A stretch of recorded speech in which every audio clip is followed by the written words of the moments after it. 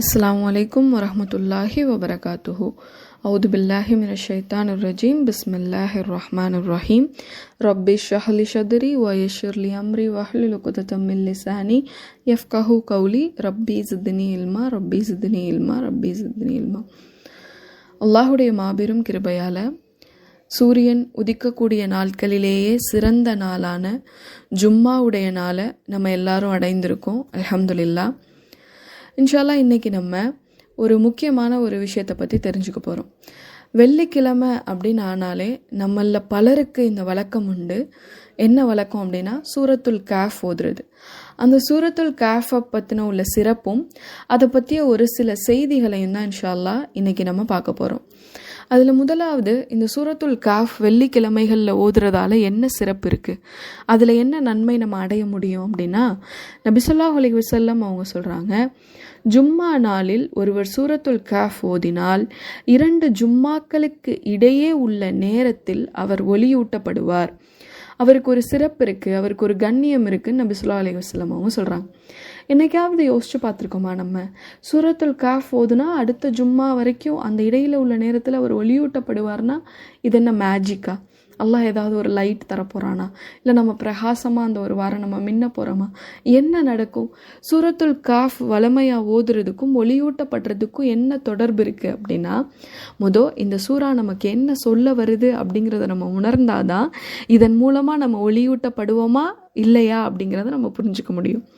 அல்லாஹ் இந்த அத்தியாயத்தில், சூரத்துல் காஃப் 18வது அத்தியாயத்தில் ஒரு 4 வரலாறு, முன்னாடி நடந்த ஒரு 4 நிகழ்வுகளையும் அந்த 4 நிகழ்வுகளின் மூலமாக 4 படிப்பினைகளையும் அல்லாஹ் கொடுக்குறான்.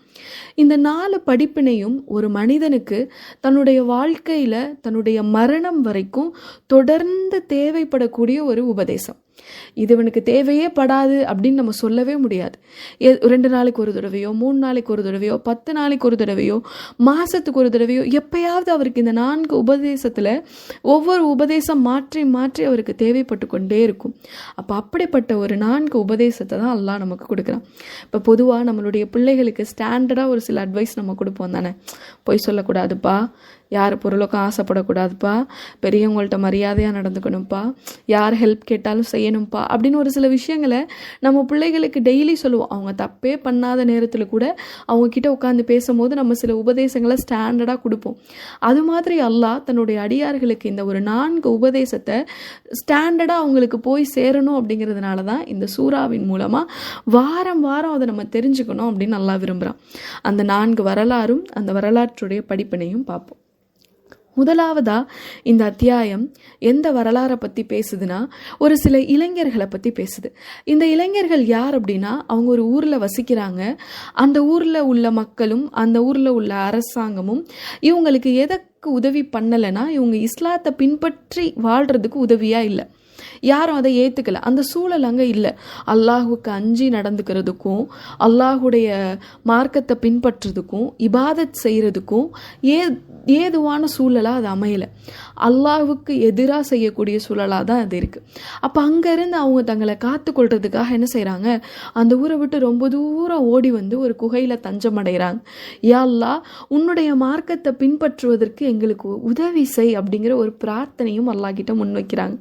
அந்த பிரார்த்தனையுடைய விளைவாக அல்லாஹ் அவங்கள என்ன செய்கிறான் அப்படின்னா, ஒரு 300 வருடங்கள் அவங்கள உறங்க வச்சிடறான். உறங்கி அவங்க ஒரு டைம் முழிச்சிட்டு, சரி நம்ம இங்கேருந்து வெளியில் போவோம்னு அவங்க வெளியில் வரும்போது, எந்த ஊர் அவங்களுக்கு மார்க்கத்தை பின்பற்றுவதற்கு தோதுவாக இல்லையோ அதே ஊர் இப்போ முழுசாக தலைகீழாக மாறி இருக்கு. எல்லாருமே அங்கே அந்த மார்க்கத்தை பின்பற்றக்கூடிய மக்களாகவும் அல்லாஹுக்கு அஞ்சி நடக்கக்கூடிய மக்களாகவும் மாறிடுறாங்க.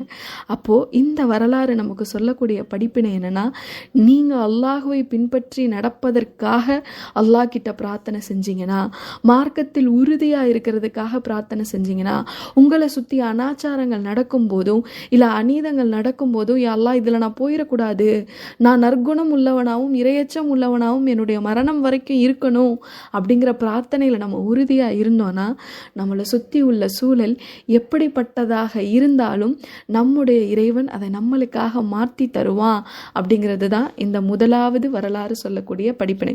ஆனால் இன்னைக்கு நம்மளுடைய நிலைமைகள் எப்படி இருக்கு? அல்லாஹ்வா மார்க்கமா இல்லை குடும்பமா, மார்க்கமா இல்லை அன்பா, மார்க்கமா இல்லை கணவரா அப்படின்ற சூழல்கள் வரும் பொழுது, இல்லை மார்க்கமா உங்களுடைய இந்த உலக வாழ்க்கையுடைய சுகமா அப்படின்னு வரும்போது நம்மள பலர் அல்லாஹ் பாதுகாத்தவங்களை தவிர மார்க்கத்தை ஓரமாக வச்சுட்டு எதை தான் எடுத்துக்கிறோம்? இந்த உலக விஷயங்களை தான் எடுத்துக்கிறோம். அப்போ அல்லாஹ் இதை ஒரு படிப்பினையாக தரான். நீங்கள் அல்லாஹ்வை பின்பற்றுவதற்கு உறுதியாக இருங்கள், அல்லாஹ் உங்களுடைய சூழலையே அதற்கு ஏதுவாக மாற்றி தருவான் அப்படிங்கிறது தான் இந்த முதலாவது வரலாறு சொல்லக்கூடிய படிப்பினை. அடுத்து அல்லாஹ் இந்த சூறால இரண்டாவதாக ஒரு வரலாறு பேசுகிறான். அது யாரை பற்றினதுன்னா, 2 தோட்டக்காரர்களை பற்றினது. ஒரு 2 மனிதர்கள் பக்கத்தில் இதில் தோட்டம் வச்சுருக்கக்கூடிய 2 மனிதர்கள் இருக்காங்க. அதில் ஒரு மனிதர் சொல்கிறாரு, அவங்க தோட்டம் ரொம்ப அழகானதாக இருக்கும், அதுக்குள்ளே இப்போ நம்ம போயிட்டோன்னா அதில் இருந்து வெளியில் வர்றதுக்கே மனசு இருக்காது. எல்லா கனி வகைகள், காய் வகைகள், நீரோடைகள், மரங்கள், செடிகள் ரொம்ப ஆறுதலாகவும் ரிலாக்ஸாக இருக்கக்கூடிய, பார்க்குறதுக்கும் கண் குளிர்ச்சியாக இருக்குது, அனுபவிக்கிறதுக்கும் கண் குளிர்ச்சியாக இருக்குது. அந்த தோட்டத்தின் மூலம் வர பொருளாதாரமும் அவருக்கு கண்குளிர்ச்சியாக இருக்குது.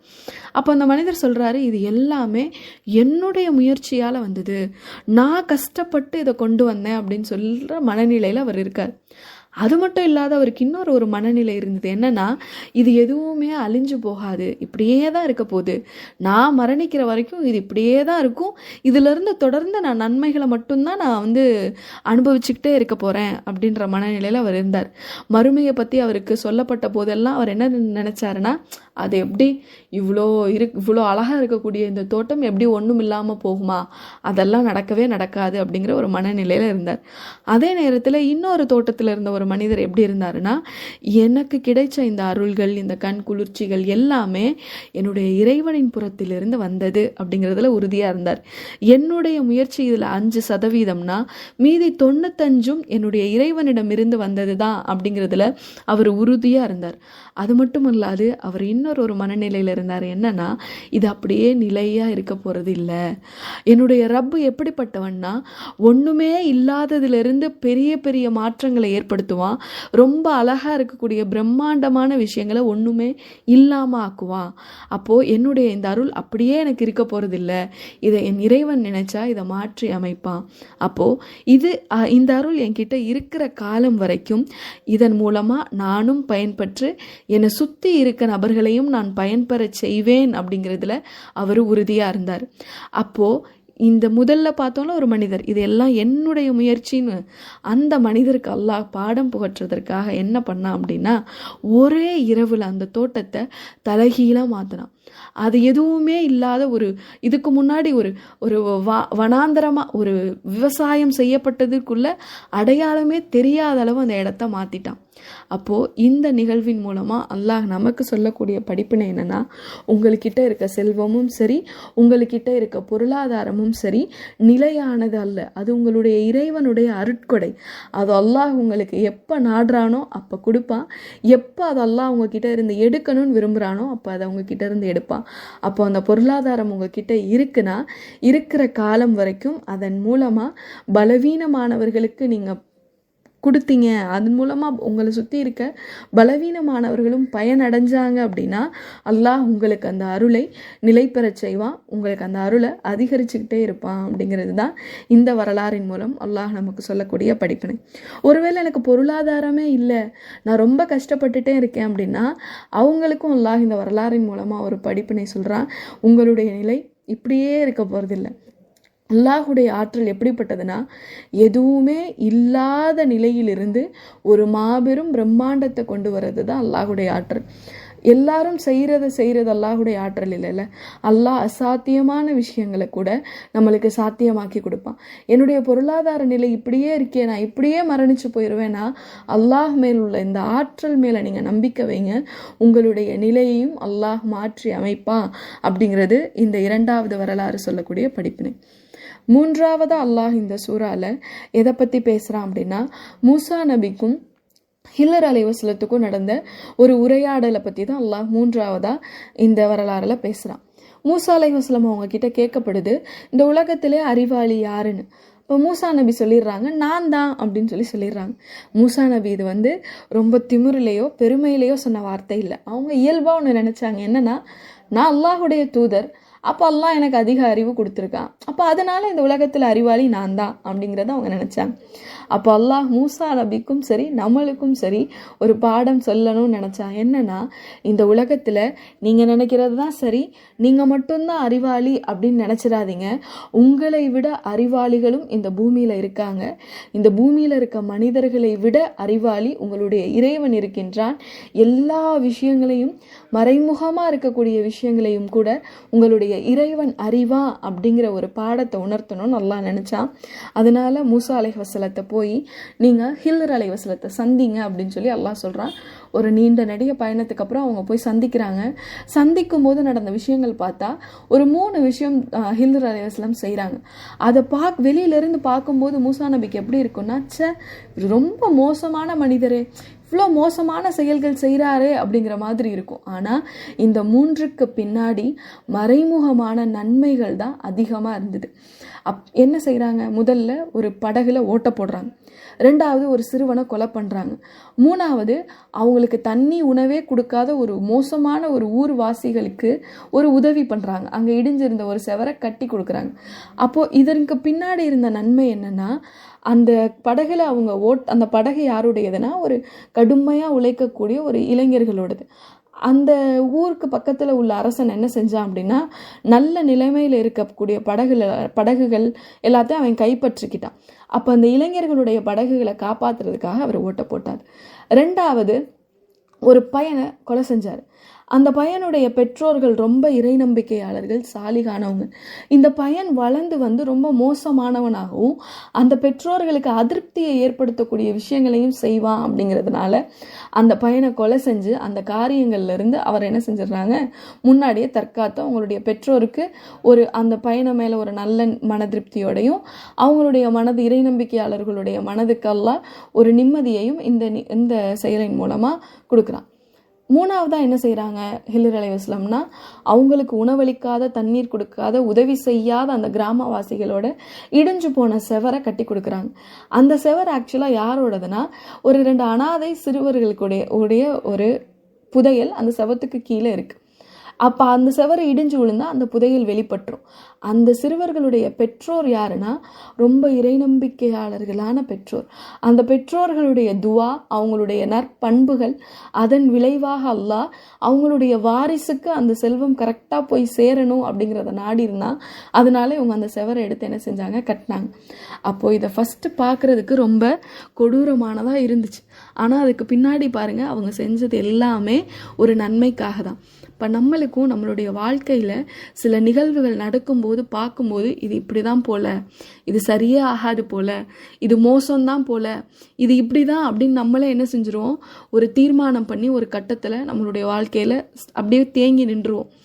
இப்படிப்பட்ட மனிதர்களுக்கு அல்லாஹ் இந்த வரலாறின் மூலமாக ஒரு படிப்பினை சொல்கிறான். அது அப்படி இல்லை, உங்களுக்கு அதை பார்க்கறதுக்கு ரொம்ப கொடூரமாகவும் மோசமாகவும் இருக்கும். ஆனால் உங்களுடைய இறைவன் அதை உங்ககிட்ட சேர்த்துருக்கான் அப்படின்னா கண்டிப்பாக இதன் பின்னாடி ஒரு நன்மை இருக்கும். அந்த நன்மையை உங்கள் இறைவன் மட்டும்தான் அறிவான். உலகத்தில் உங்களுக்கு எல்லா விஷயமும் உங்களுக்கு தெரிஞ்சதாகவே இருக்காது. உங்களுக்கு தெரியாத விஷயங்களும் இந்த உலகத்தில் இருக்குது. அந்த விஷயங்களுக்கு பின்னாடி நிறைய நன்மைகளும் இருக்குது. இப்போ உங்களுடைய வாழ்க்கையில் நீங்கள் அல்லாஹ் மேலே உள்ள தவக்கலை இழந்துடாதீங்க. உங்கள் இறைவன் யாவற்றையும் அறிந்தவன். உங்களுடைய வாழ்க்கையில் அல்லாஹ் மேலே அதிக நம்பிக்கை வைங்க. அல்லாஹ் உங்களுடைய செயல்களை உங்களுக்கு நன்மையாக்கி தருவான். அப்படிங்கிறதும் இந்த வரலாறின் மூலமாக அல்லாஹ் நம்மளுக்கு கொடுக்குற படிப்பினை. அல்லாஹ் இந்த அத்தியாயத்தில் இறுதியாக ஒரு வரலாறு சொல்கிறான். யாரோடதுன்னா, துல்கர்னைன் அப்படிங்கிற ஒரு மனிதரை பற்றின ஒரு வரலாறு. இவருக்கு அல்லாஹ் நிறைய ஆற்றல்கள் கொடுத்துருந்ததாகவும் நிறைய அவங்களுக்கு சக்தி கொடுத்துருந்ததாகவும் அல்லாஹ் சொல்கிறான். அவர் ஒரு ஊருக்கு போகும்போது அந்த ஊர் மக்களை அவர் சந்திக்கும் போது அல்லாஹ் அவர்கிட்ட சொல்கிறான், நீங்கள் உங்களுக்கு நிறைய ஆற்றல் இருக்குது, நிறைய சக்தி இருக்குது, நீங்கள் நாடுனா இந்த மக்களை தண்டித்து அழிச்சிடலாம். அவங்களுக்கு நீங்கள் அதாவது கெடுதலும் செய்யலாம், இல்லை நாடுனா நீங்கள் நன்மையும் செய்யலாம் அப்படின்னு சொல்கிறாங்க. சொன்ன உடனே அதுக்கு துல்கர்னைன் சொல்கிறாரு, யா அல்லாஹ், எந்த ஒரு மனிதர் இந்த பூமியில் அவருக்கு கொடுத்த அருளை பயன்படுத்தி அநீதம் செய்கிறாரோ அவர் மறுமையில் நஷ்டவாளியாக இருப்பார். ஆனால் யார் அவருக்கு கிடைத்த அருளை பயன்படுத்தி நன்மை செய்கிறாரோ அந்த மனிதருக்கு மறுமையிலே நன்மை உண்டு. அப்படிங்கிறதால நான் நன்மை செய்யலான்னு முடிவு பண்ணிட்டேன் அப்படின்னு சொல்லி அந்த ஊர் மக்களுக்கு ஒரு நன்மை செய்கிறாரு. யஹ்ஜூஜ் மஹ்ஜூஜ் அப்படிங்கிற ஒரு கூட்டத்தாருடைய தொல்லையிலிருந்து அவங்களுக்கு ஒரு பாதுகாப்பு வளையத்தை ஏற்படுத்தி கொடுக்குறார். இப்போ இந்த வரலாறு நமக்கு சொல்லக்கூடிய படிப்பினை என்னன்னா, எப்பெல்லாம் அல்லாஹ் உங்களுக்கு பதவியும் அதிகாரத்தையும் வழங்குறானோ அதை பயன்படுத்தி நன்மை செய்யுங்க, அநீதமும் அடக்குமுறையும் செய்யாதீங்க. அநீதமும் அடக்குமுறையும் செஞ்சீங்க அப்படின்னா உங்களுடைய முடிவு ரொம்ப இழிவானதாக இருக்கும். நன்மை செஞ்சீங்கன்னா அல்லாஹ் உங்களுடைய கண்ணியத்தை உயர்த்துவான். அப்படிங்கிறது தான் இந்த வரலாறு சொல்லக்கூடிய படிப்பினை. இந்த 4 கதைகளுக்குமே, இந்த 4 வரலாறுகளுக்குமே ஒரே ஒரு ஒரு ஒரு படிப்பினை ரொம்ப பேசிக்காக எல்லாத்துக்குமே பொருந்தும். என்ன அப்படின்னா, யார் இறை நம்பிக்கை கொண்டு நல்ல அமல்கள் செய்கிறாரோ அவருக்கு அல்லாஹுடைய உதவி கிடைக்கும். அப்போ அல்லாஹுடைய உதவி கிடைக்கிற ஒரு மனிதர் கண்டிப்பாக ஒளியூட்டப்பட்ட மனிதராக தானே இருப்பார். அதனால தான் நபி ஸல்லல்லாஹு அலைஹி வஸல்லம் அவங்க சொல்கிறாங்க, யார் சூரத்துல் கஹ்ஃபை வெள்ளிக்கிழமைகளில் ஓதுகிறாரோ அவர் அடுத்த ஜும்மா வரைக்கும் உள்ள காலங்களில் ஒளியூட்டப்பட்ட மனிதராக இருப்பார்.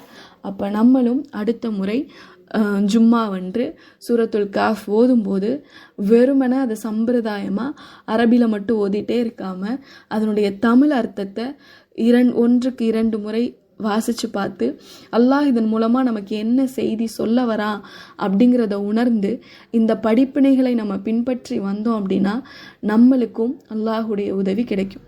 அல்லாஹுடைய உதவி கிடைக்கப்பட்டுருச்சு அப்படின்னா ரசூலுல்லாஹ் சொன்னது போல் நம்மளும் ஒளியூட்டப்பட்ட மனிதர்களாக ஆகலாம் அப்படிங்கிற செய்தியோட என்னுடைய இந்த சிறிய நினைவூட்டலை நிறைவு செய்கிறேன். அஸ்ஸலாமு அலைக்கும் வரஹ்மத்துல்லாஹி வபரகாத்துஹு.